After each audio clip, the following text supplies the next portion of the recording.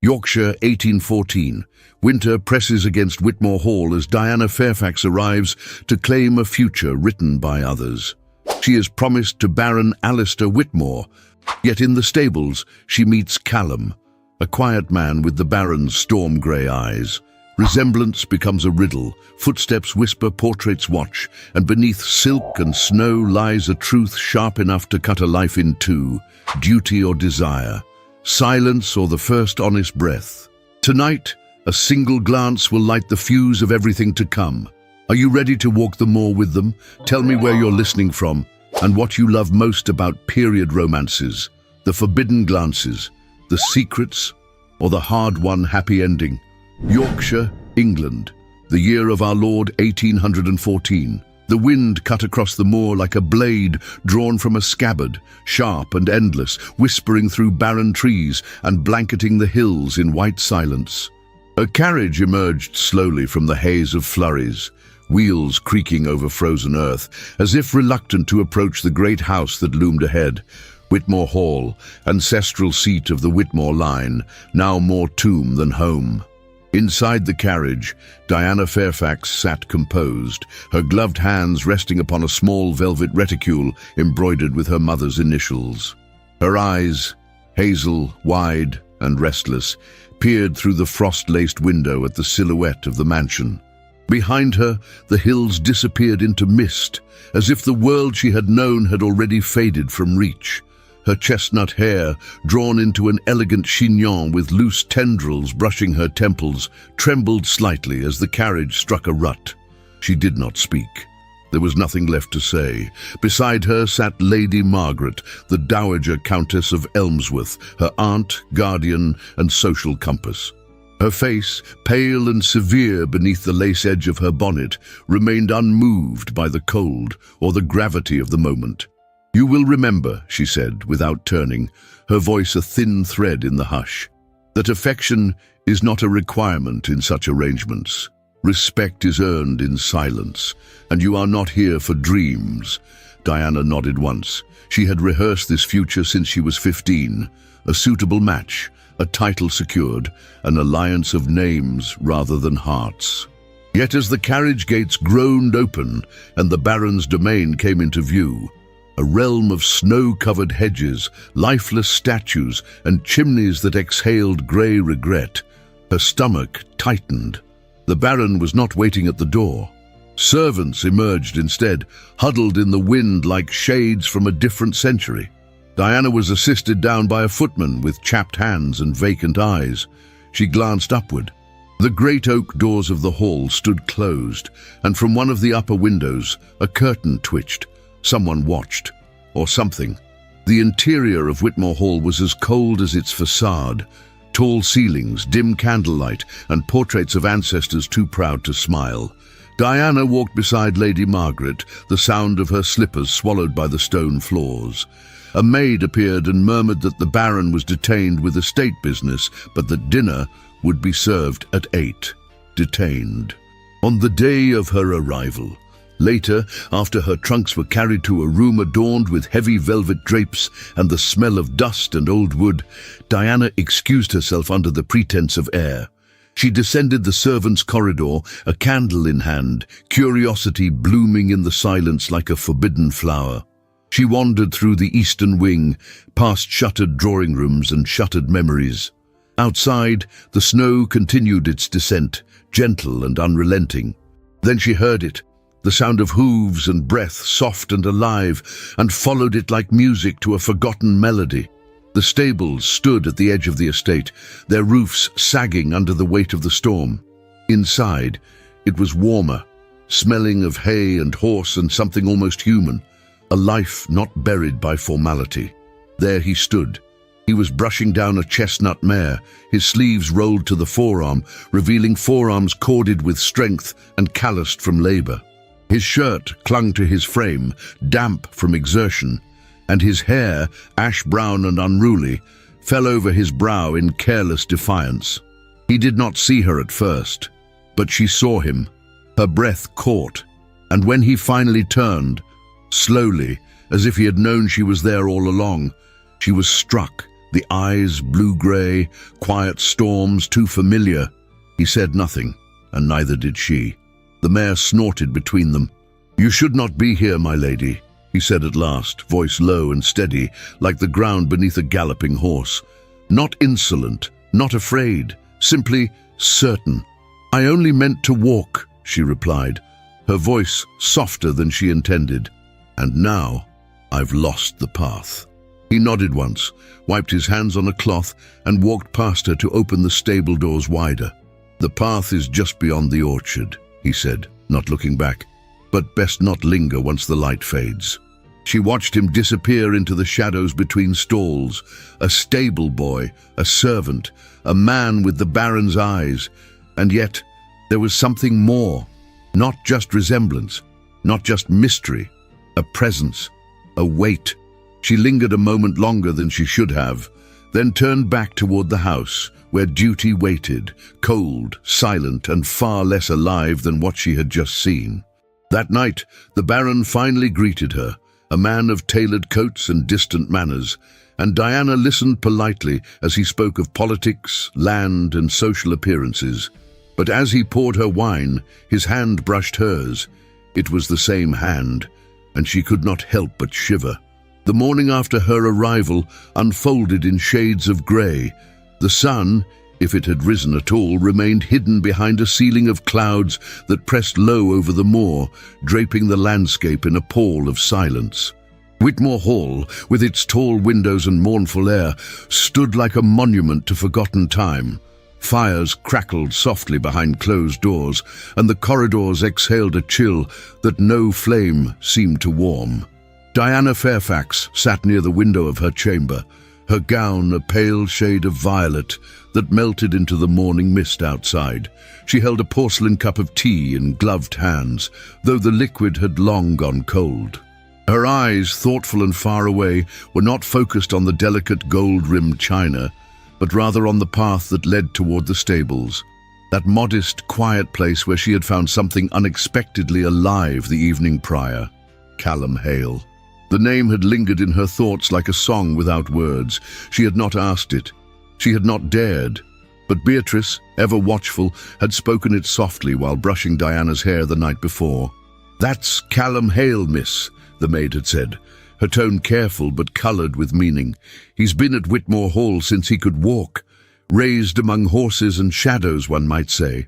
And now, seated by the cold morning light, Diana could not help but wonder how someone raised in shadows could carry such quiet dignity. She had met many men, noble and learned, adorned with titles and silk cravats, but none had stood before her like Callum Hale had, with sleeves rolled, hands dusted with straw, and silence deeper than any verse of poetry. Later that morning, after fulfilling her obligatory presence at a dull breakfast presided over by Lady Margaret and a skeletal butler who never blinked, Diana made her way through the long gallery that connected the drawing room to the West Library. The portraits along the walls loomed like judges, pale men in powdered wigs, severe women in brocade. But at the far end of the corridor, near a tall draped window, hung a portrait that made her stop. The man depicted was no older than 20, dressed in a military coat of dark navy with gold trim, hand resting lightly on the hilt of a ceremonial sword. His posture was proud, his expression prouder still, yet what held her breath captive was not his uniform, nor the finely rendered lines of his face.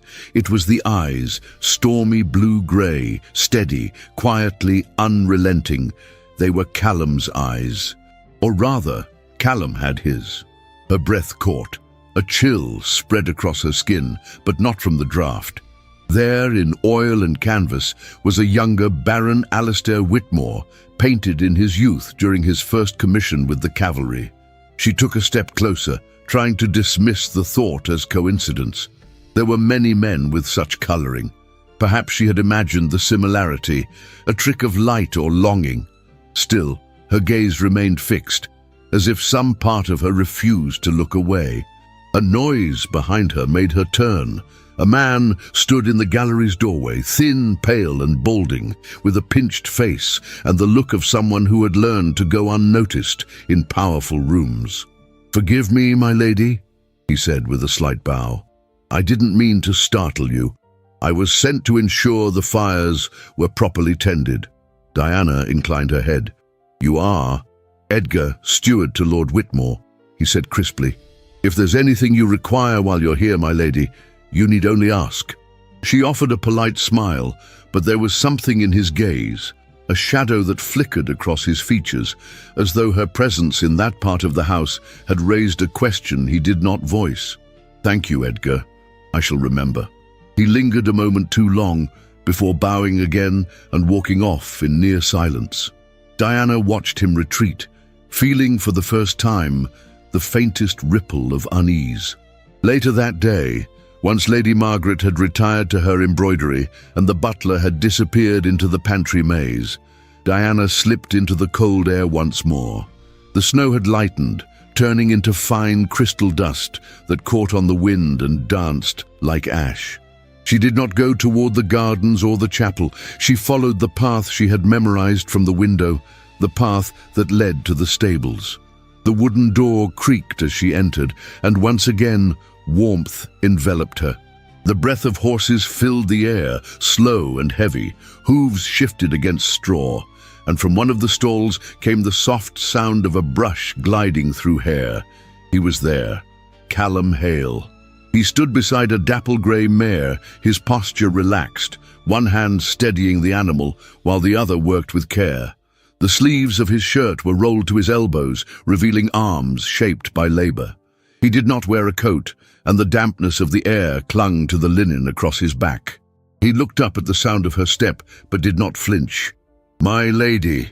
His voice was like the horse's breath, warm, restrained, and edged with something ancient. "I didn't mean to disturb," she said, brushing a curl behind her ear. "I only wished to see the horses." He nodded once, then gestured subtly to the mare beside him. "This one's name is Elsie. She doesn't like the cold." Diana smiled. "Neither do I." Callum's lips quirked, just barely, a movement so small it could have been imagined. And yet it struck her like lightning. There was something in him that stirred the blood without needing words. She stepped closer, careful, curious. "Have you worked here long?" she asked. He kept his gaze on the horse. "Since I was a boy." "Your family served the Baron's household?" "No family," he replied simply, "only horses." The air between them thickened, not heavy, not yet, but full, charged. Diana let her eyes linger on his face for a breath too long. That jawline, the eyes, the very bone and shadow of him. He turned then, meeting her gaze, and for a moment the world stopped. It was not a romantic gaze, nor a bold one. It was searching, quiet, profound, as though he too saw something he had no name for, as though something old and buried had begun to stir. "My lady," he said at last, lowering his gaze, "I don't think the Baron would like you here." She took a step back, heart still thudding like hooves in snow. "Then I shall not linger." As she turned to go, she glanced back. Only once. He had resumed brushing the mare, as though nothing had passed between them. But the tension in his shoulders told her otherwise. When she returned to the hall, Lady Margaret barely looked up from her stitching. "You flushed cheeks," she murmured, threading her needle. "The cold air suits you." Diana did not reply. She ascended the stairs alone, but something followed her. Not a man, not a name, a presence. And in the back of her mind, the portrait's eyes, stormy and proud, merged with another pair that watched her now from the stables. Not in oil, not in canvas, but in flesh and breath, and something dangerously close to memory. The skies above Whitmore Hall remained heavy with winter. A curtain of pewter stretched from hill to hill, smothering the moorland in a silence that seemed almost sacred. Snow no longer fell, but the cold had deepened, as if the earth itself were holding its breath. Even the crows had ceased their cawing, nesting silently in the skeletal trees that lined the estate's perimeter. Within the great stone house, the cold took a different form, not of weather, but of history, of words unsaid and truths buried so deep that only silence remained. Diana Fairfax walked the long gravel path toward the stables, her cloak drawn close and her breath visible with every step. The hem of her gown dragged slightly through the frost-dusted path, though she did not seem to notice. Her mind was too full. Since the moment she had seen that portrait of Baron Whitmore in his youth, the uncanny resemblance to the stable boy, Callum Hale, had taken root within her like ivy on old stone, spreading, creeping, impossible to ignore. It was not only the shape of the jaw or the storm-colored eyes. It was something more elusive, a silence that mirrored the Baron's, yet carried with it no cruelty, no pride. Where Alistair's silence was a shield, Callum's was a burden. She found Mr. Fenwick, the head stablemaster, near the eastern paddock, inspecting a newly repaired gate. He was a sturdy man in his 50s, with a moustache thick as a broom and eyes squinted nearly shut from decades of squinting into sunlight. Loyal, shrewd, and above all, silent. He removed his cap upon seeing her approach. "Morning, Miss Fairfax," he said with a deferential nod, his voice gravelly like boots on stone. "Good morning, Mr. Fenwick. May I trouble you for a word?" He straightened, the cold air swirling between them. "Of course, miss." Diana hesitated. The question had shaped itself in her heart many times, but now, standing before the man who had likely known Callum his entire life, it felt dangerous. Still, she could not walk away. "I was wondering, Callum Hale. He works with you here, yes?" "Aye," Fenwick replied, brushing his hands on his coat. "Good lad. Knows horses better than most men twice his age. How long has he been here?" Fenwick shifted his weight. "Long time. Came as a boy. His mother—" He stopped himself, the words catching. "Well, the past, miss, is best left where it died." Diana blinked slowly. "So he was born here, on the estate." The stablemaster glanced toward the manor as though its very walls might hear them. He lowered his voice. "Some say yes, others say he came from the village. He was brought here, that's for sure. Raised in the old carriage loft till he was strong enough to muck stalls. Never heard him complain."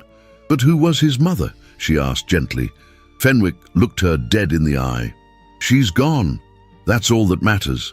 And with that, he turned away and walked toward the stables, leaving Diana rooted in place, her breath rising into the cold like incense.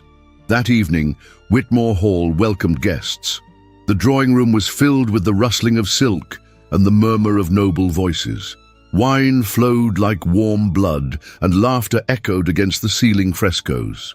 Diana sat at the right hand of Lady Margaret, dressed in a gown of emerald green satin with lace cuffs, her hair twisted into a chaste crown of braids. Her face bore the perfect serenity expected of her station, but inside, tension bloomed like fire under ice. At the head of the table sat Baron Alistair Whitmore, his bearing regal, his eyes colder than the wine in their glasses. To his left, two men from Parliament spoke of agricultural tariffs and military reform, while their wives praised French embroidery and the virtues of Welsh lace. No one noticed when a dish of roast pheasant slipped slightly on its silver tray, the result of a server's trembling hand. Callum. He was there, standing just behind the Baron's chair, assisting in place of the usual footman who had taken ill. His vest was dark and clean, his boots polished. His eyes, however, were cast downward, expression impassive, but not for long. As a guest chuckled at some anecdote about a hunting trip gone awry, Baron Whitmore turned slightly, his tone casual but laced with ice. "Careful there, boy. We'd hate for my guests to wear their dinner instead of eat it. Even a stable hand can carry a tray, I would think." There was laughter. Polite, sharp-edged laughter. And Callum, silent, unmoving, simply nodded and withdrew. But Diana saw it. The way his jaw clenched, the storm behind his eyes, the wounded pride he carried without a word. She rose suddenly, her napkin falling from her lap. All eyes turned. "I find the air rather warm," she said, offering a small, practiced smile. "If you will excuse me."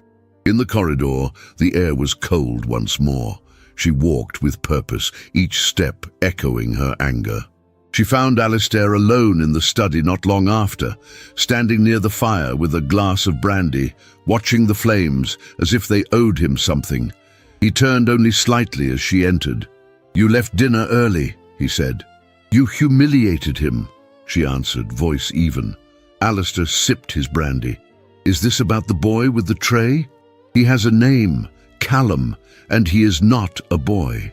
"Ah, yes," the Baron said, voice dry. "The one who has captured your curiosity." Her chin lifted. "He deserves dignity, not ridicule." The Baron turned then slowly, and his expression sharpened. "You forget yourself. I am not some schoolgirl to be chided, my lord." "No," he said, stepping closer. "You are a woman promised to a baron, and as such, your time, your attention, must not wander into stables or shadows." Diana's breath hitched, not in fear, but in defiance. "What are you hiding?" she asked. "Who is he to you?" Alistair's voice dropped, low and venomous. "You would do well not to dig in soil that has already buried its dead." Diana held his gaze. The flicker of something, fear perhaps, passed across his eyes, but it was quickly buried beneath centuries of arrogance. "You threaten me?" she whispered. "I warn you," he replied, "because what you do not understand can ruin you." She stepped back, cold now in more ways than one.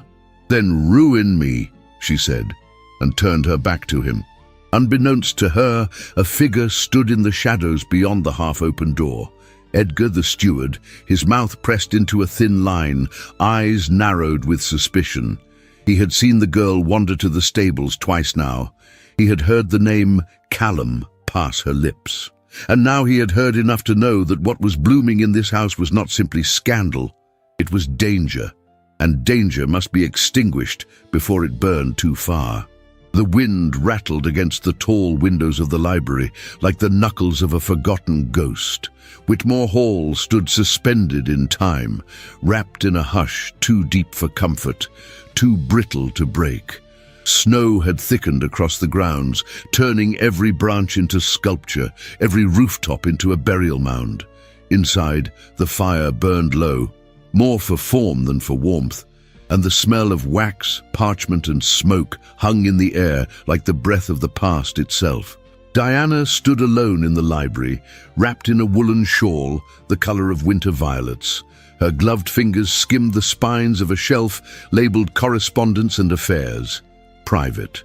The lettering was faded, but the words had weight, especially private. She had passed by the section many times, but something this morning drew her to it, a pull beyond logic, beyond courtesy. She glanced over her shoulder. The room was silent, its oak-paneled walls lined with generations of secrets. The clock in the corner ticked methodically, its chime still an hour away. Outside, a dove landed briefly on the frost-covered sill and flew off again, as if delivering a message unseen. Her hand paused on a faded leather folio, thinner than the others. No title, no crest, just a faint impression in the dust. She pulled it free. Inside were letters, loosely stacked, tied with a piece of pale blue ribbon, the kind once used to bind a woman's hair. The paper was creased with time, ink faded to a muted sepia. Diana unfolded the top sheet carefully, her breath catching when she read the name. To Alistair Whitmore, from Marianne Hale. Her eyes moved swiftly across the page, the words trembling like leaves in a storm. "You told me I would be safe. You told me my place was here, but once he came into the world, you vanished, and I was left with only his cry and the shame you gave me." Her heart pounded. She reached for the second letter and then the third. With each page, Marianne's voice emerged more clearly. A woman young, abandoned, desperate. She had loved the Baron once, that much was clear, but what remained now, inked into the paper with furious care, was betrayal. "He has your eyes. Every day I see you in him, and I pray he will not grow to become what you are." The fourth letter was never sealed. Its edges were frayed as though gripped too tightly by shaking hands. "If you will not name him, then I will. He is mine, but he is also yours." Diana pressed her hand over her chest. where her heart thundered like hooves on frozen earth. Marianne Hale, Callum Hale. Her knees weakened. She clutched the ribbon again, tying the letters closed as best she could, and slid them into the hidden pocket of her cloak. As she turned to leave, the door creaked behind her. It was Beatrice. The young maid's face was pale, her curls peeking from beneath her cap. "I wasn't spying, miss," she whispered, her voice taut with urgency. "But I saw you, and I know those letters. I've seen the name." Diana studied her for a long moment. Then, softly, "Tell me what you know." Beatrice glanced around, then stepped deeper into the room, closing the door behind her. Her hands twisted the edges of her apron. "My mum worked here years ago before she fell ill. She said there was a girl, young, sweet, hardly more than a child, who served as a lady's maid for Lady Whitmore's sister. Marianne, her name was. She fell in love, or thought she had." "With the Baron?" Diana asked. Beatrice nodded. "They kept her out of sight once the whispers began, and when her belly grew, they sent her away. The baby was born right here.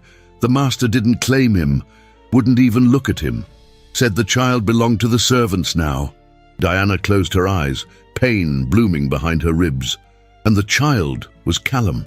"Aye," Beatrice whispered. "He grew up behind the stables. Mr. Fenwick raised him like his own. No one spoke of the rest." The silence stretched between them. Diana's voice was soft. "Does Callum know?"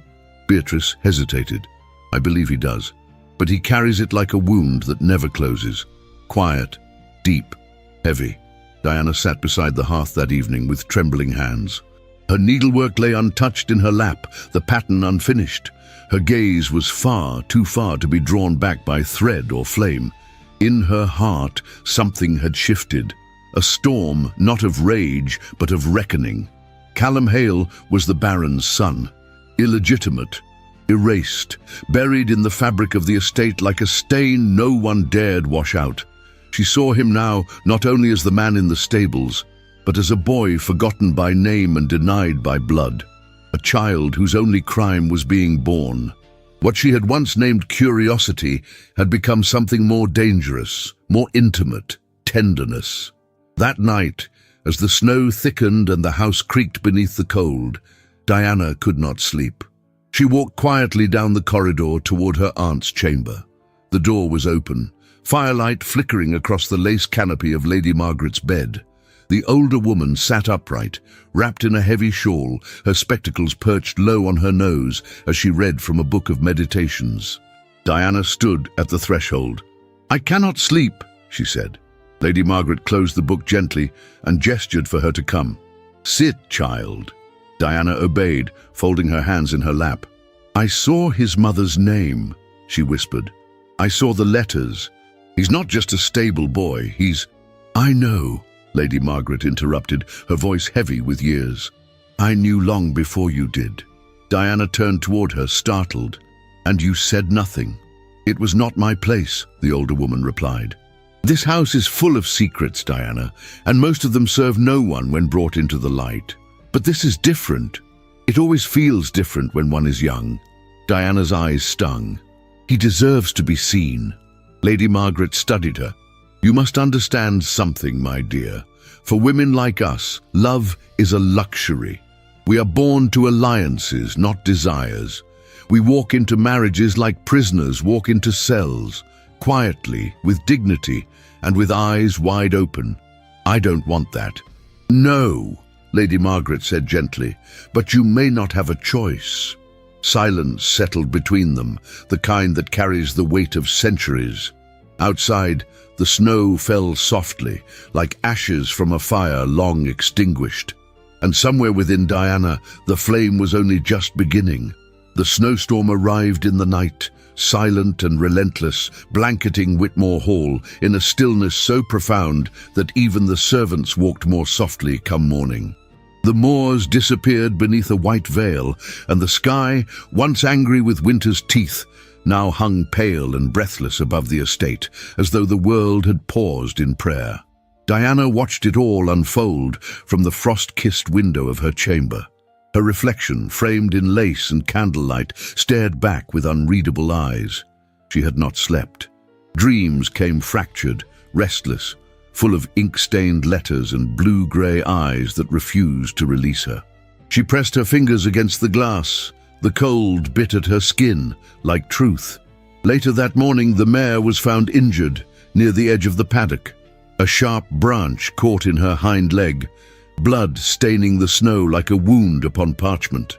Mr. Fenwick sent word to the house, and when Diana heard, her heart stirred without thought. She wrapped her shawl around her shoulders, laced her boots with trembling hands, and descended the servants' stair with the precision of someone who had done so in secret more times than propriety allowed. Outside, the wind had died, but the cold remained, heavy as the silence between two hearts unspoken. Callum was already there when she arrived, kneeling beside the mare, hands steady, movements gentle.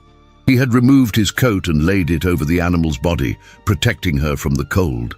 His sleeves were rolled again, revealing forearms dusted with straw and marked by honest labor. A lamp flickered beside him, its flame dancing in the dim grey of the stable. He did not look up when she entered. "She's in pain," he said softly, brushing the mare's neck. "But she's strong." Diana stepped forward, her breath curling into the cold. "What can I do?" Callum glanced at her, and something passed between them. Not surprise, not protest. Only that same silent acknowledgement that had settled between them since the day they met. He handed her a cloth. "Hold her here, just beneath the eye. Gently. Let her feel your presence." She did as he asked, her fingers brushing the mare's cheek. The animal shuddered, then settled. Callum reached for the branch embedded in the flesh, and with great care, removed it. The mare cried softly, but Diana did not flinch. Her hands remained firm. When the wound was cleaned and bound, they stood in silence beside the animal, both breathing heavily, their bodies close in the narrow stall. Snow fell steadily outside, muffling the world. Inside, the only sound was the soft flicker of fire and the quiet exhale of a soul relieved. "You've a strong heart," he said at last. Diana turned to him, her gaze unwavering. "So do you." Their eyes locked. No words, no confessions, only the weight of everything that could not yet be said. Callum stepped back first. "There's a fire in the tack room. You should warm your hands." She followed him without a word. The room was small, lined with leather and old tools, but the fire in the hearth was real, alive, and welcoming. Callum added a log, and the light flared, casting golden shadows across the rough-hewn walls. Diana held her hands near the flame, her fingers pale and trembling. "Does the snow always fall like this?" she asked, her voice low. "Every few years," he said. "It keeps things quiet, gives the land a chance to forget." She turned toward him.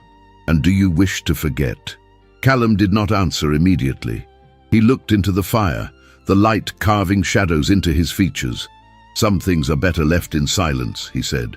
"But others," his voice faltered, "others cling to you, even when you try to let them go." Diana stepped closer. The heat between them now had little to do with the flames. "I don't believe silence has ever healed a wound." Callum met her gaze then fully, and the intensity of it sent a shiver down her spine.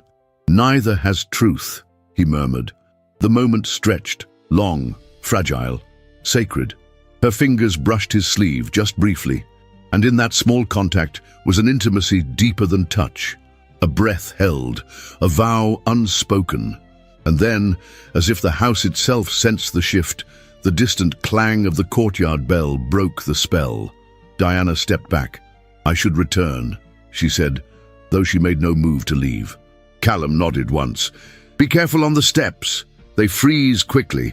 She smiled faintly. "Thank you." He did not follow her. Back inside the hall, the warmth felt different, too ornate, too perfumed, too performative.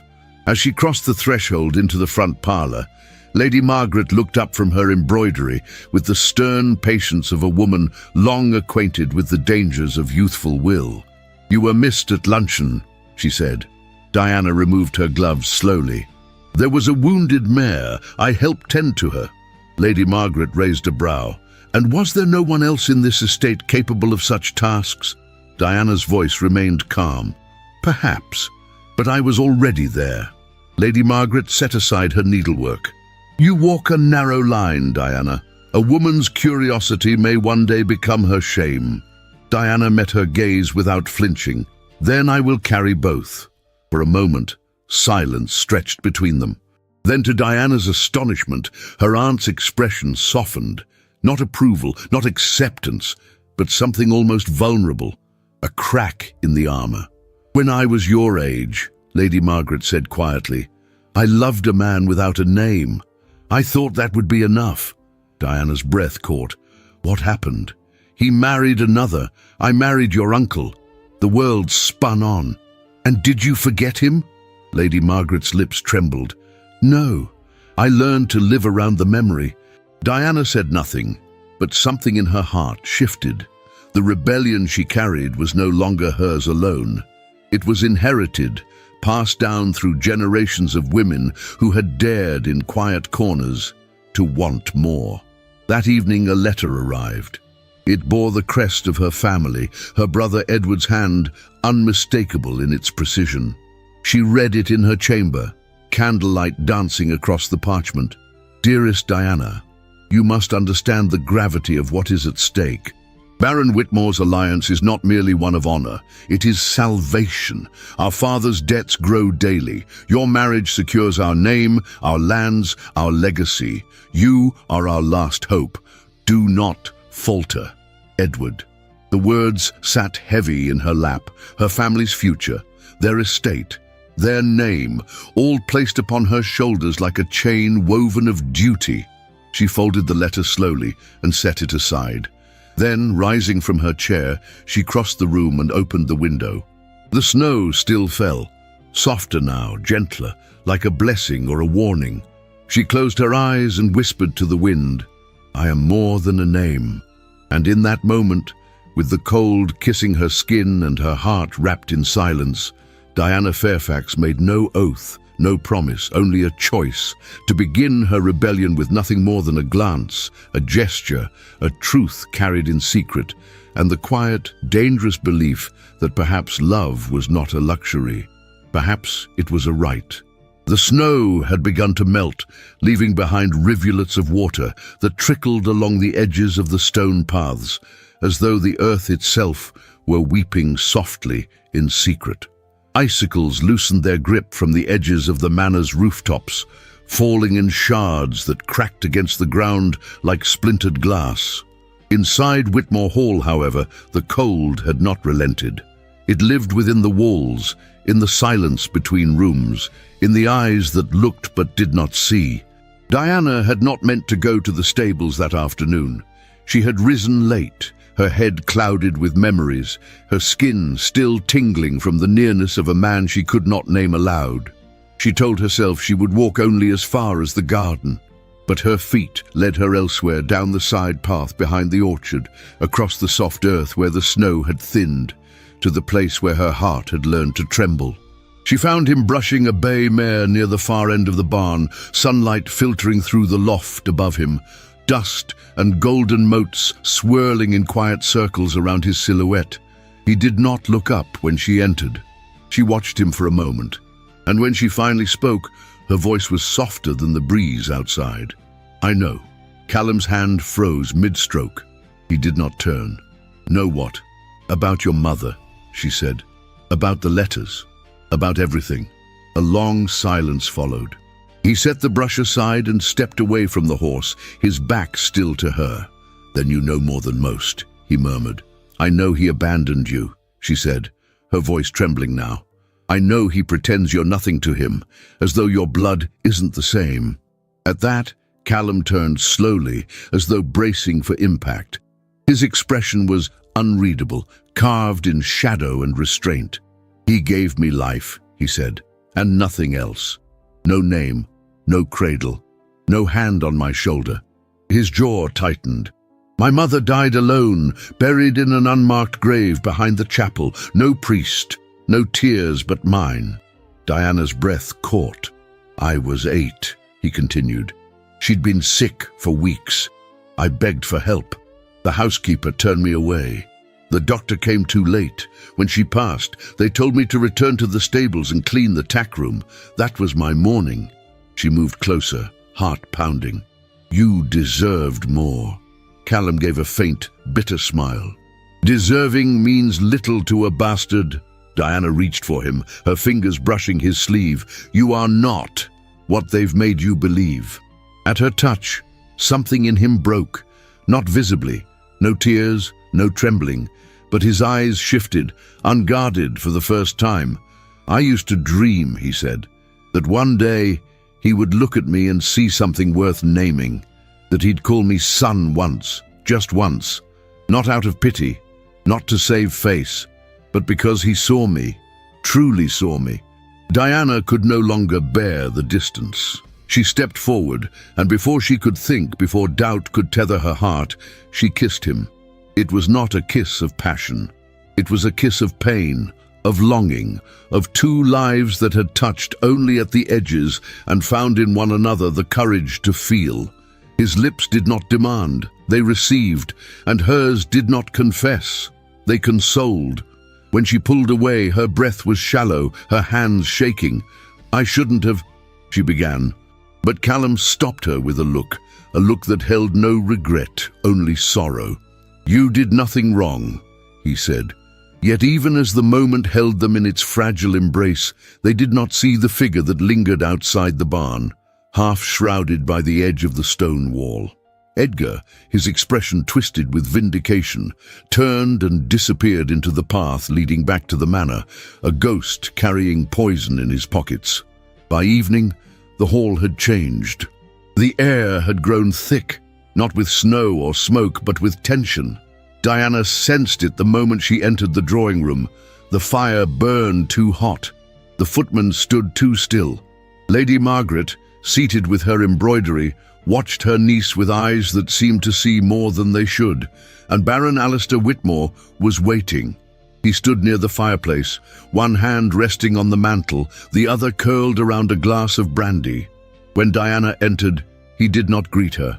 "Come," he said. "Now."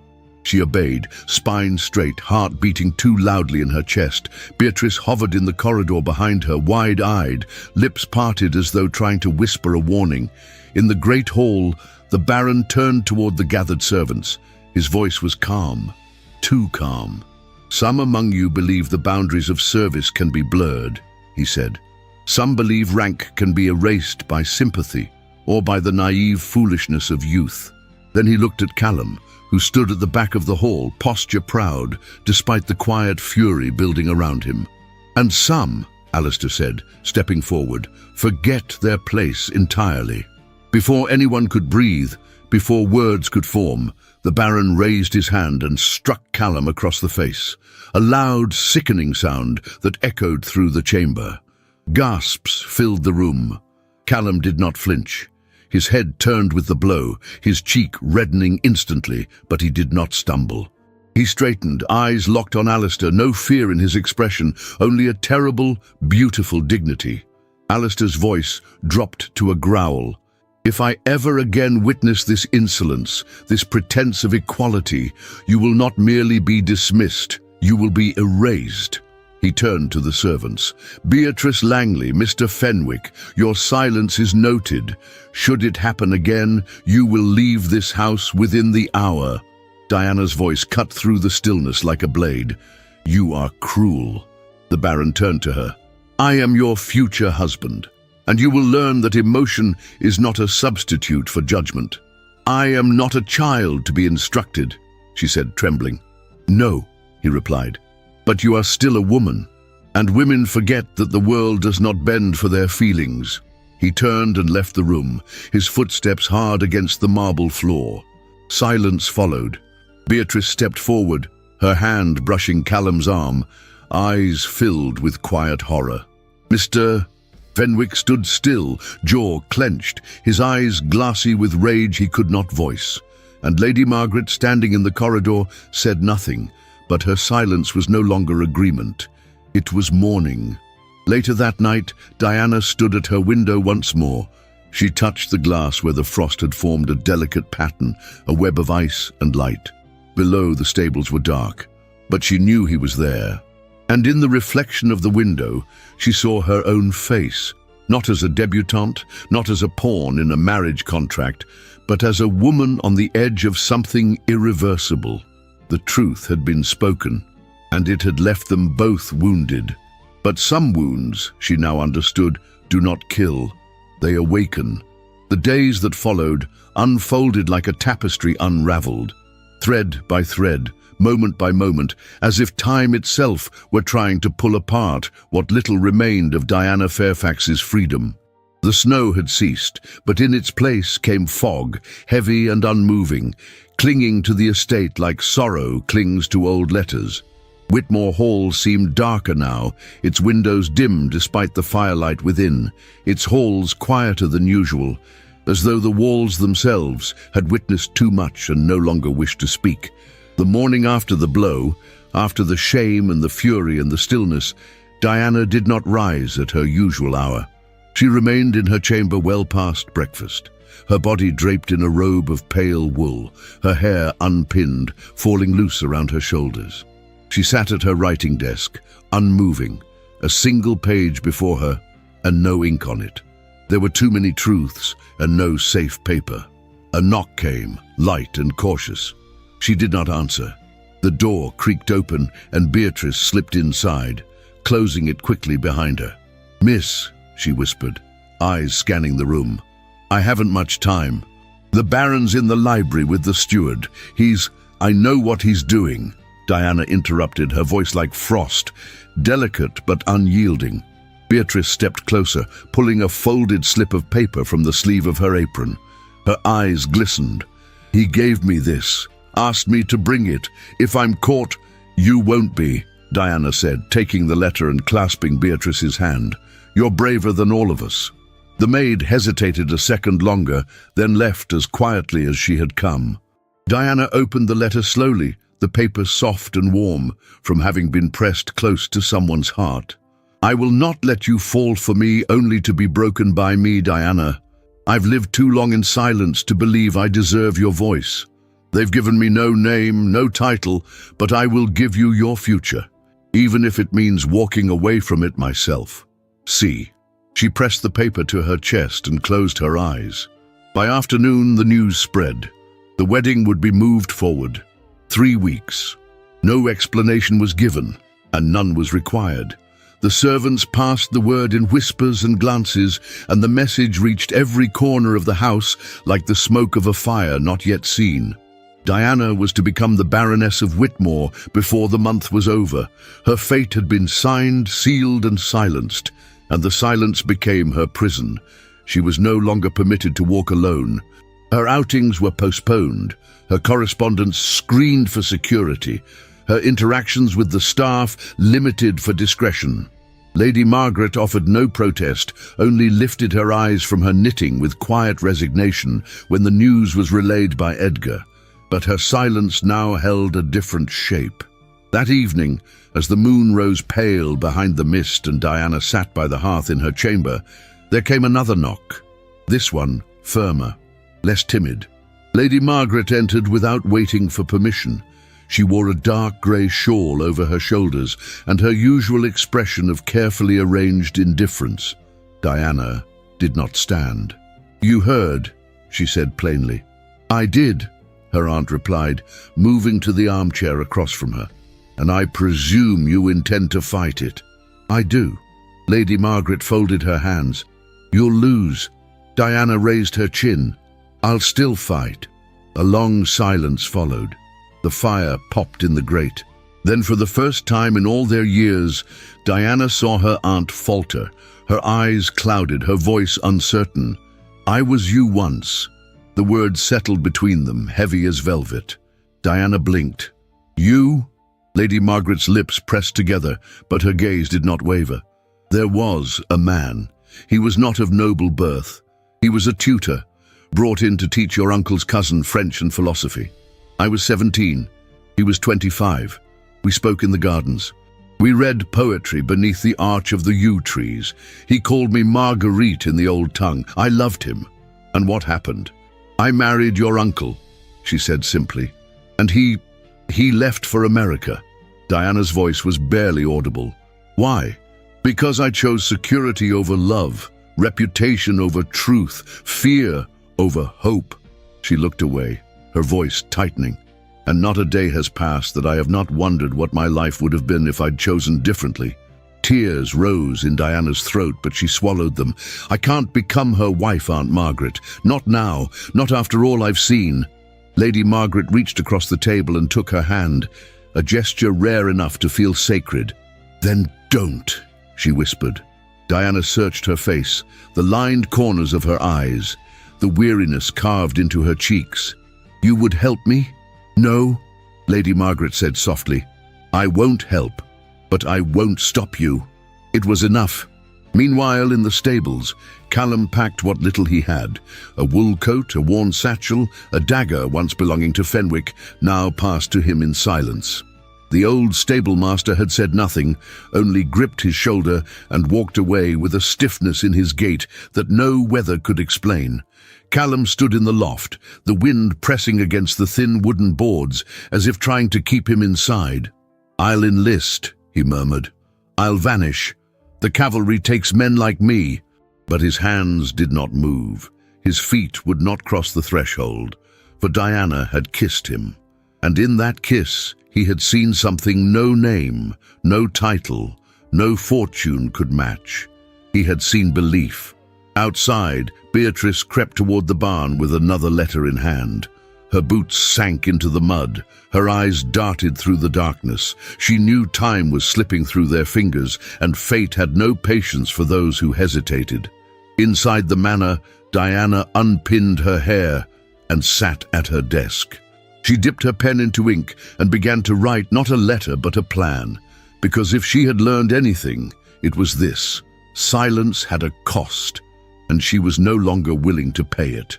Twilight fell heavy and strange over Whitmore Hall, casting long shadows across the snow-slicked courtyard like the fingers of a ghost that refused to let go. The manor loomed darker than ever, its high chimneys trailing smoke that clung to the air as if reluctant to rise. Within its stone walls, servants whispered behind closed doors, their hands moving with tension, their eyes lowered in anticipation of a day none truly wished to see. It was the eve of the wedding, and Diana Fairfax could no longer breathe. The gown lay across the bed like a shroud, ivory silk, stitched with threads of silver and trimmed with lace so fine it looked like frost. Lady Margaret had instructed the maid to press it before supper. She must look like a future baroness, she had said, her voice firm, though not without fatigue. But Diana did not touch it. She stood at the window of her chamber, her bare fingers resting on the glass, watching the sun sink beneath the line of the distant trees.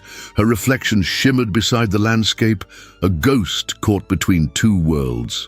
She felt neither bride nor daughter, neither noblewoman nor prisoner, only woman, only heart. She turned away, her breath shaking. It was time. Moving quickly now, she stepped into her boots, pulled on her traveling cloak, and slipped through the side corridor that led toward the kitchens. The halls were mostly empty, the staff distracted by the Baron's orders, the preparations for the morning, the endless details of a wedding built upon silence. No one saw her as she slipped out the servants' entrance and into the night. The wind sliced through her skirts like a blade, but she did not slow. Snow crunched beneath her steps, the sky a deep indigo overhead, scattered with stars that watched in judgment or blessing. She could not tell. She crossed the frozen yard, heart pounding. The stable door creaked open under her hand. Inside, the lamps burned low, and the air was warm with the breath of horses and the scent of hay and leather. She moved past the stalls, one by one, until she saw him, Callum. He stood beside the old tack cabinet, his satchel over one shoulder, his coat fastened, his eyes locked on Mr. Fenwick, who had both hands braced against a beam of wood, as if holding up the barn with sheer will. "I said you don't have to go," Fenwick muttered, his voice rough with emotion. I do, Callum replied. There's no place for me here. Diana's voice trembled as she stepped forward. Then take me with you. They turned at once. Callum's face, carved from shadow and longing, softened the moment he saw her. You shouldn't be here. I had to see you. Fenwick looked between them, then gave a slow nod, understanding blooming behind his weathered eyes. Without another word, he turned and left them alone, the door closing behind him like the fall of a curtain. Diana stepped into the circle of dim light where Callum stood. Her eyes drank him in. The set of his jaw, the glint of pain in his gaze, the shape of his mouth that had spoken truths no one else dared to name. You were going to leave without saying goodbye, she whispered. I had no choice. There is always a choice. Callum exhaled, his voice cracking. You are to be a baroness by morning. No, she said. I am nothing by morning, not if I walk into that chapel and become the wife of a man who has broken you. He looked away. You deserve more than this, more than a stable boy with no name. You have a name, she said, stepping closer, and it's one worth carrying.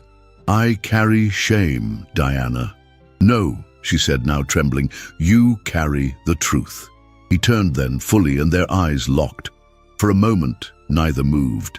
Then he reached for her, and she for him, and their bodies collided in an embrace not born of passion, but of anguish, of the desperate ache of two souls who had spent their lives being told they were too much, or not enough, or not allowed to want what they wanted. His arms wrapped around her like a vow. Hers clung to him like redemption.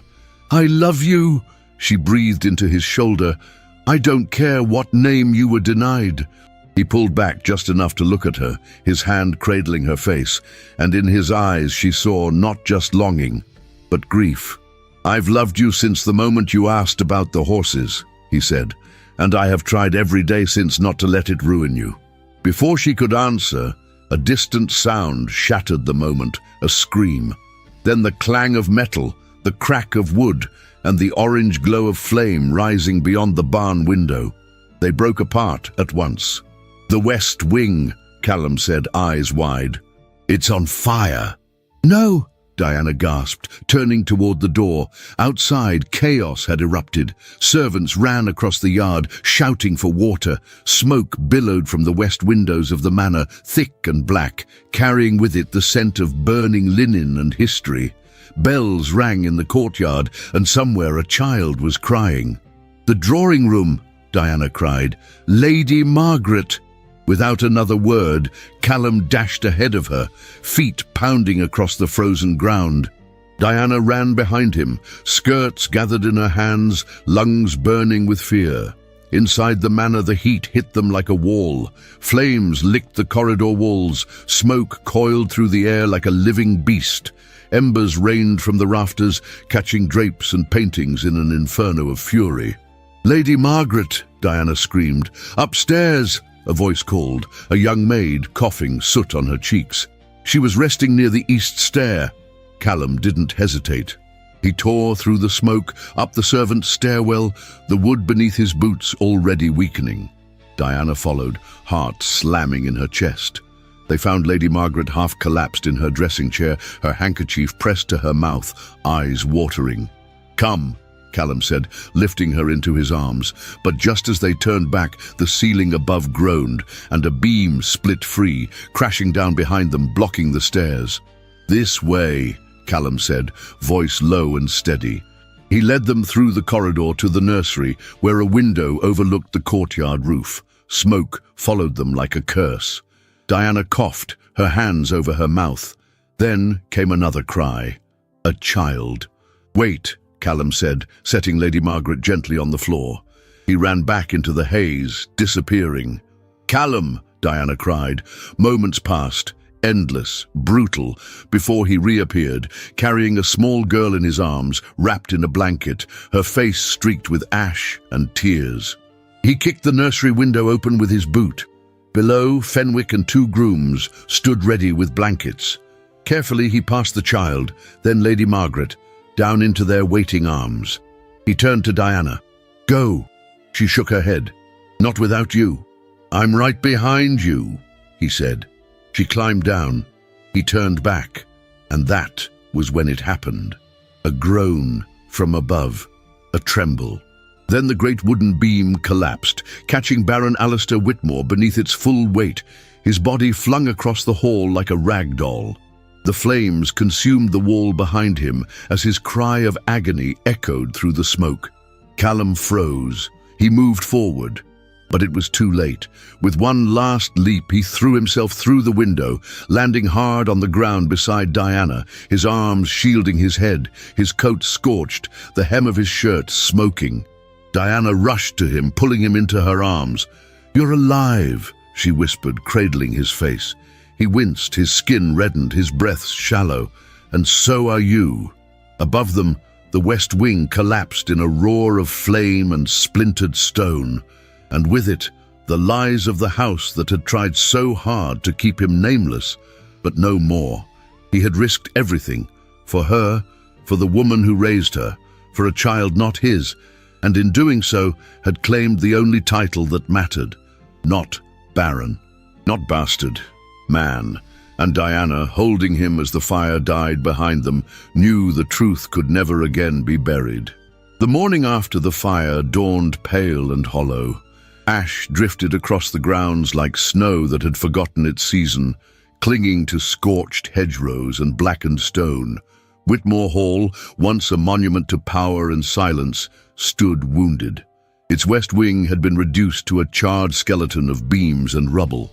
The scent of smoke lingered in every breath, clinging to clothes, to skin, to memory. Servants moved quietly, their faces streaked with soot and disbelief. Buckets of water, now half frozen, stood abandoned in corners. Broken furniture lay stacked in courtyards. And at the heart of the wreckage, where fire had devoured tapestries and secrets alike, the echoes of a name long denied waited to be spoken aloud. Diana stood in the drawing room, which had escaped the blaze, but not the tension. She was wrapped in a borrowed shawl, her hair hastily pinned, her skin pale against the dark fabric. Her hands trembled as she poured water into a bowl, dabbing at Callum's burnt forearm with a cloth. He winced, but said nothing. "You should be in bed," she murmured, her voice thick with worry. He shook his head. "There's too much to be done." She met his eyes. "You nearly died." "I nearly lived," he said softly, "and for once, that feels like more." The door creaked open. "Mr. Fenwick stepped inside, his coat still damp from the night, his cap clutched in one hand. Behind him, Lady Margaret entered with the Baron's solicitor, a thin man with a long face and spectacles perched on the bridge of his nose. "The Baron is conscious," Margaret announced, her tone strained, "but weak. He's asked for Callum." Callum's breath caught. "Go," Diana whispered. "Let him say what he must. Let him say what you've deserved all your life." Callum rose slowly. His movements were careful, pain etched into every step. Fenwick followed him down the hall, past scorched doorways and smoke-stained portraits, until they reached the private chambers where Baron Alistair Whitmore lay surrounded by fading grandeur and the acrid scent of ruin. The Baron was propped against a bank of pillows, his breathing shallow, his skin ashen. A bandage wrapped his temple, and his left hand was wrapped tightly where the beam had crushed it. But his eyes, those same cold, calculating eyes, still burned with the flicker of power. Callum stood just inside the door. "You summoned me," he said, voice steady. Alistair turned his head slowly. "You saved them. I didn't do it for you." "I know." A silence stretched between them, filled only by the creak of the wind against the fractured window frame. "You're my son," Alistair said finally, the words dragging themselves from his throat like stones. "You were born of shame, but you are mine." Callum said nothing. "You'll be offered my name. The solicitor is prepared. The title can pass to you. The estate will remain yours, if you want it." "And what would that change?" Callum asked, his voice low. "Would it undo the years I slept in the loft behind the stables? Would it rewrite the days I was looked through, beaten in silence, fed like a stray?" Alistair coughed, a dry, broken sound. "It would give you power." Callum stepped forward slowly. "I've lived without power," he said, "but I've also lived without shame. You cannot give me what I already claimed for myself." The Baron's eyes closed. Whether from fatigue or surrender, Callum could not tell. "I will not carry your name," Callum whispered, "but I will carry what you tried to destroy." He turned and walked out, leaving behind the man who had denied him breath, only to try gifting him a crown in his final hour. That evening, Baron Alistair Whitmore died. He passed with no heir beside him, no hand to hold his, no prayer to soften the silence, just the ticking of a clock and the crumbling weight of a legacy built on coldness. By the next morning, the household was summoned to the parlour. Diana stood at the centre, her hands clasped, her spine straight, despite the exhaustion in her bones. She wore a gown of dark grey wool, simple and unadorned.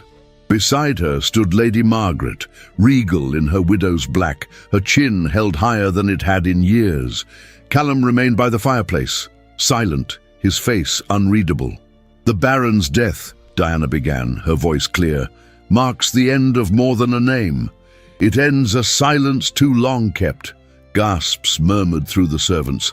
"I will not be his widow," she continued, "nor his bride. I was promised to a man who used fear as a shield and pride as a weapon. But I am no longer a promise. I am a choice." She looked toward Callum, and something unspoken passed between them, a tether stronger than name or law. "This man," she said, stepping forward, "risked everything for those who never gave him anything. He is the Baron's son, by blood, by courage, by character." The room fell still. "Let it be known," Lady Margaret said, her voice sharp, "that I stand with Miss Fairfax, with Callum Hale, with truth." Some servants lowered their eyes, others nodded slowly. Then came the solicitor, stepping forward with trembling hands. "Mr. Hale, per the Baron's final directive, you are entitled to his estate, his title." "I decline," Callum said, his voice cutting through the air like winter wind. "I will not bear the name of a man who denied my mother her dignity. I will not wear a title built on silence." The solicitor froze. "But the estate, let it pass to the crown, or to charity, or burn it with the wing that fell. I want none of it." Diana smiled, tears burning behind her eyes. Later that afternoon, Beatrice was summoned privately to the drawing room. She arrived, nervous, her apron freshly pressed, her eyes wary. "You stood by me when no one else did," Diana said. "You carried messages when it could have cost you your place." "I couldn't do less," Beatrice whispered. "Then let me do more," Diana replied. "I want you to stay, as head housekeeper."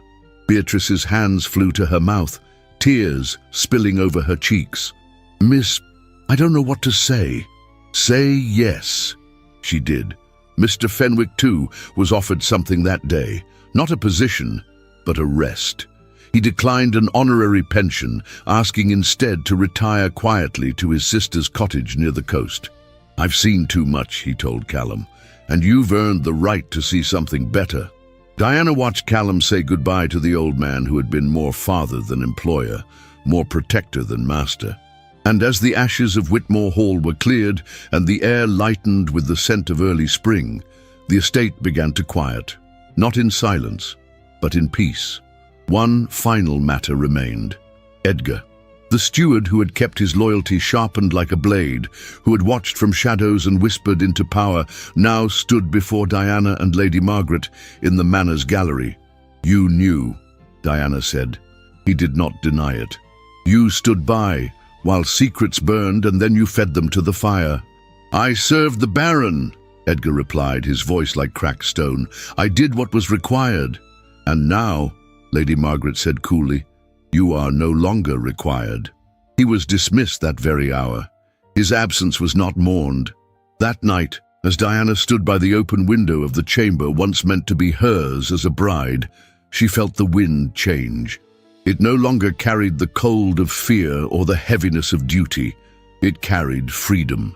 And when Callum joined her there, standing in the doorway, his coat in hand, his skin still tender with the memory of flame, she turned to him not as a lady to a servant, nor as a future baroness to a man without name. She turned to him as a woman who had chosen, and he in return offered her everything, not as a legacy, not as inheritance, but as the man he had fought to become. Together, they looked toward the moor and saw that nothing ahead of them was burned, only beginning. Spring had come slowly to Yorkshire, as if unsure whether it was truly welcome. The moorland, once a great white expanse of frost and sorrow, now lay softened in green, speckled with wildflowers so delicate they looked like lace scattered by the wind. The earth had awakened not with grandeur, but with humility, the way hearts do after surviving a long winter. The modest estate nestled at the edge of the village was neither grand nor polished. Its stone walls were uneven, worn smooth in places by time and weather. The shutters creaked when the wind passed through, and the chimney puffed its smoke not in long ribbons like Whitmore Hall, but in short, friendly bursts. It was a house with no secrets, no ghosts, only life. In the stables at the back, the smell of hay mingled with the scent of apple blossoms from the nearby orchard. Horses grazed lazily under the rising sun, their coats dappled gold in the light. A few hens clucked in the yard, and from the schoolhouse, not far beyond the garden hedge, came the faint sound of children reciting their letters in unison. Inside the cottage, the kitchen held the comfort of morning. Warm bread, the tick of the clock above the hearth, and the soft murmur of two voices moving in quiet rhythm. Diana stood at the basin, sleeves rolled, her hands slick with soap, a strand of hair falling from the loose knot at her nape. She had never looked more at peace. Callum entered from the back door, his boots dusty from the lane, his coat slung over his arm, shirt open at the throat. He paused when he saw her, as he often did, not because she was doing anything extraordinary, but because she was there, whole, free, his. He stepped closer, setting down a bundle of new harness straps beside the hearth. "You missed the lambs again," he said gently. "One of them's already found a way under the fence." Diana turned, drying her hands on a cloth. "Let him roam. He's earned it." Callum smiled, that rare, quiet smile that crinkled the corners of his eyes and softened the lines of his jaw. He moved toward her, brushing a kiss against her temple before reaching for the teapot on the stove. "3 more carriages to mend before Sunday," he said, pouring himself a cup. "And I have 3 more girls to teach their vowels before the fair," she replied. "The twins from Mill Hollow insist that O is only used for oranges and owls." He chuckled softly. "Sounds logical to me." The conversation was ordinary, but the way they stood, in comfort, in rhythm, without weight or performance, was anything but. Later that morning, after their chores had been seen to, and the children were off with their slates and slings, Diana and Callum walked hand in hand across the moorland. The path was uneven, winding through heather and rock, but neither minded. They walked not to reach a destination, but to feel the world beneath their feet. A soft breeze tugged at Diana's skirt, lifting the hem just enough to expose her worn boots, dusted with pollen. She didn't care. She had walked these moors barefoot once, after the first thaw, and she would again. Callum walked beside her with easy steps, his fingers laced with hers, his thumb brushing the top of her hand every so often, as if to remind himself that she was real. Not a dream conjured in a loft above the stables, not a memory blurred by smoke and pain, but a woman who had chosen him without condition. They paused near a rise where the land sloped gently toward the village. From here, they could see it all. The steeple of the church, the stone bridge over the brook, the curve of the road where the hedgerows bloomed early in spring. Children's laughter drifted up from a nearby meadow. Somewhere, a dog barked. The world felt wide and close all at once. Diana turned to him. She reached up and brushed her fingertips along the faint scar that curved across his cheek, the one left by the fire, by survival, by truth. "You may not carry his name," she whispered, her voice soft as the wind, "but you carry everything he could never be." Callum's eyes met hers, steady, unflinching, full. "Because of you," he said, "because you saw me." She shook her head gently. Because you never stopped being worth seeing. He leaned down then, resting his forehead against hers. And they stood like that. No words, no vows, just breath and presence, and the long, slow exhale of a story that had finally found its ending. Not in grandeur, not in scandal or riches or title, but in quiet triumph, in the simple truth that love, when chosen freely without shame or fear, could rewrite a legacy. Behind them, the path wound back to the cottage, to the smell of lavender drying in the sun, to the sound of hoofbeats and bell chimes, to the home they had built not from inheritance, but from decision. Ahead of them, the moor stretched on, wild and wide. They walked forward, together, and the land received them not as fugitives, nor as heirs, but as what they were.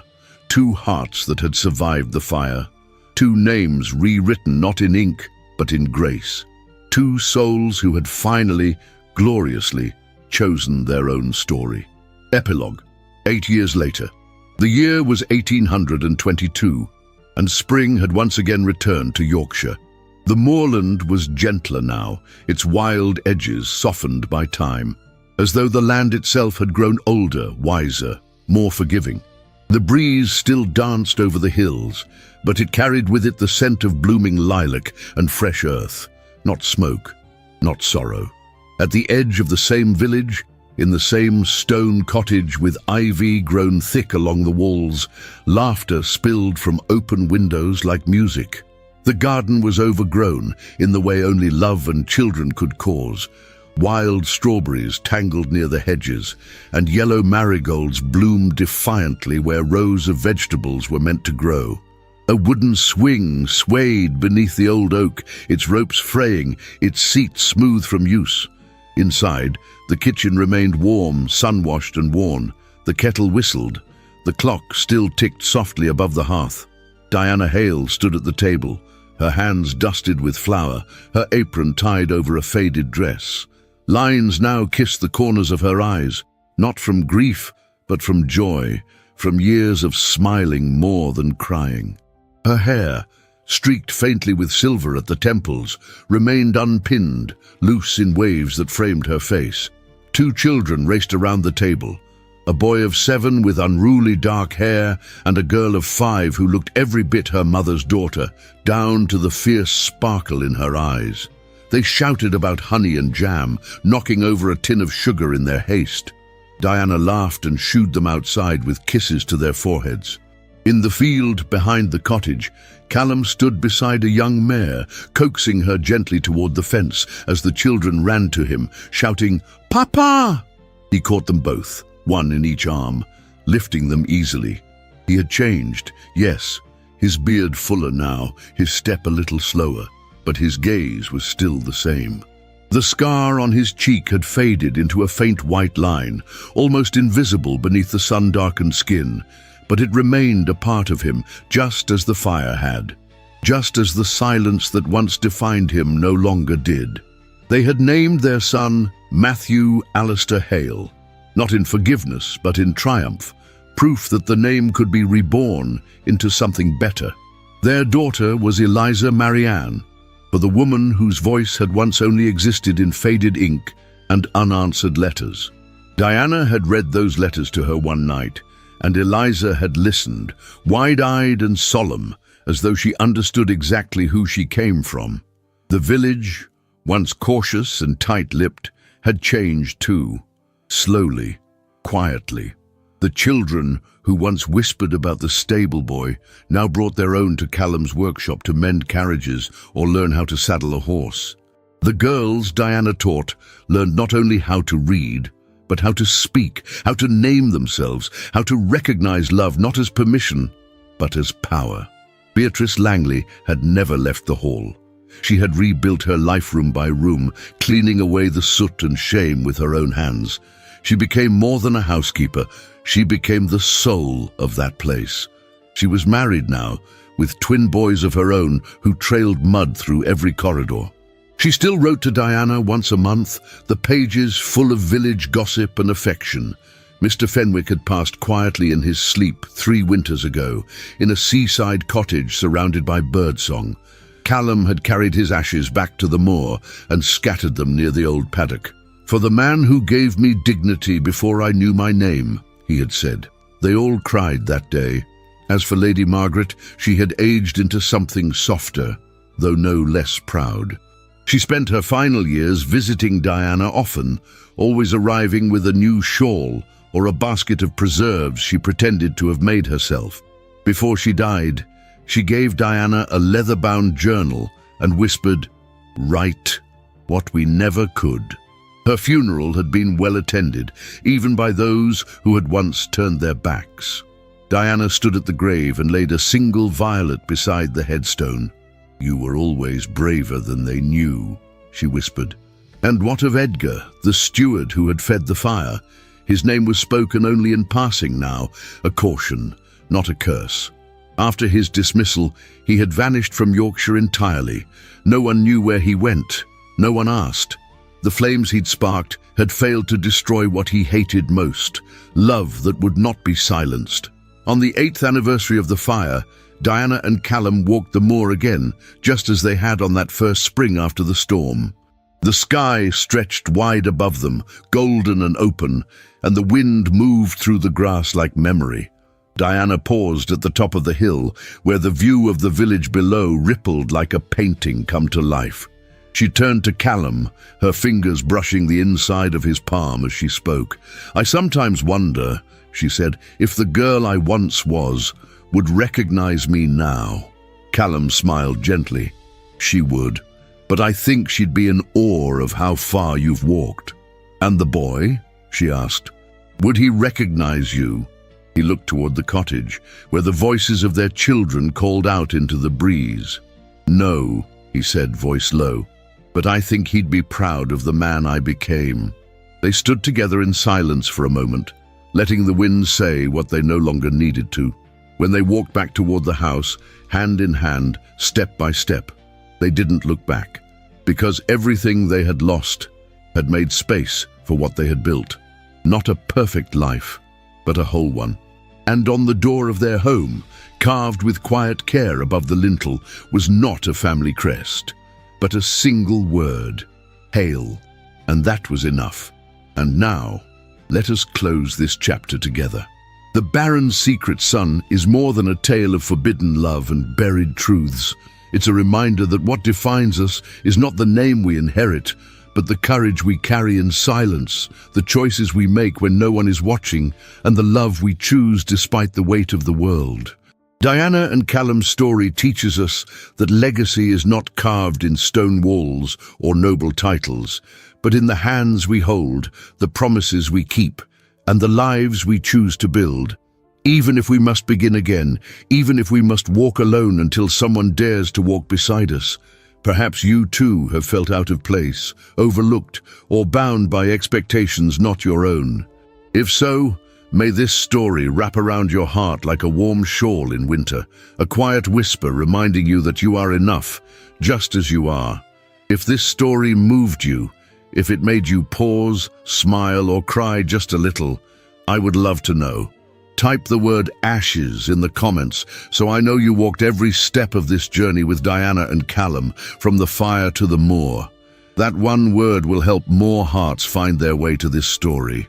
And if you feel inspired to support the team who brings these timeless romances to life, feel free to leave a super thanks below, with any amount you feel comfortable sharing. Your kindness helps keep these love stories alive. But even if you can't contribute financially, there is another precious gift you can offer.